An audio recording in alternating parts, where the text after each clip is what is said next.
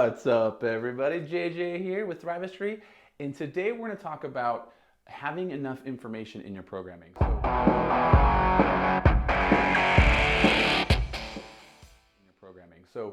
If you're with Thrivistry and you're doing Thrivistry workouts, you'll notice that we put a lot of information on a daily lesson plan. So we're filling that hour with options and content and all kinds of things to make sure that people get a customized experience going to a class. And so there is this big debate between individualized programming and class programming and what are the effective pieces. And I do believe that we can actually blend the two and have, the family style, which I've written articles about, and have other videos about, the family style of programming where you create these different dishes like a family style at a restaurant, and people can pick and choose according to their goals and the coach's recommendations what they want to do. Now everybody's still sitting together at the same table and sharing the same meal, but they're all going to have very unique experiences, again, based upon their goals and their needs. So one of the parts about that is you have to have a lot of information. If you write a workout up on the whiteboard or on a website on the screen, and it just has a few lines, then there's a lot of interpretation that can happen with that. And that interpretation comes from the coaches and it comes from the members.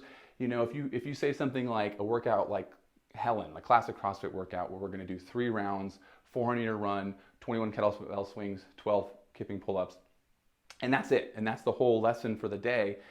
The type of warm-up, is there any skill work going on? What sort of approach should people take? Are we really trying to get our best score? Is it a competition context? Or are we doing it more in a practice mentality? Are we trying to build mental toughness so we may go unbroken?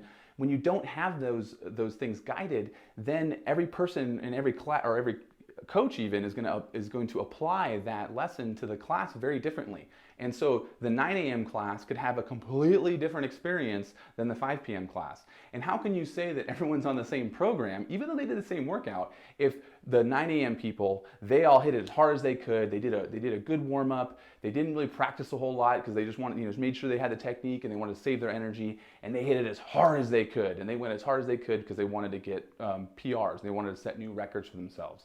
And then the 5 p.m. coach says, you know what, today what we're going to do is we're going to practice some snatches or some drills. We're going to do this other thing. And then for the workout, I want you guys to pace it out a little bit more. I want to see really clean technique, and I don't want you guys to be hitting 100% intensity. I want it to be more like 85, maybe 90.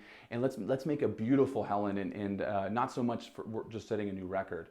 Now the next day, the 9 a.m. people are going to be in a very different situation than the 5 p.m. people.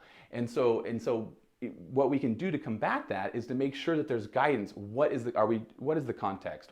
Is today a practice day? Is it a competition day? What are we going to do for the warm up? Are we doing skill work? When it comes to the workout, what are the different sort of scaling options that we have? What sort of modifications or scaling or progressions should people be looking toward according to what the programming has been this week and what the movements are and the composition of the workout? And then having things like a scaling guide, which is going to tell people how long this workout's supposed to take. What's the stimulus we're looking for? How many rounds? How much time is it going to take? What's the time per round? Giving all that information is really important because it makes sure that everyone is again, they're all getting a unique class and a unique experience according to their goals and their needs. But at the same time, they're all on the same page so that we can then move forward into the next day, into the next workout, and make sure that everyone's on the same program. The other benefit of writing out things like coaching tips and having 5 or 10 sentences, a paragraph of information and coaching tips for people to read is it prevents the questions. So the more you have written out on the board, the more consistent people's experiences are, which is really important when you're dealing with large amounts of people coming at different times in different classes.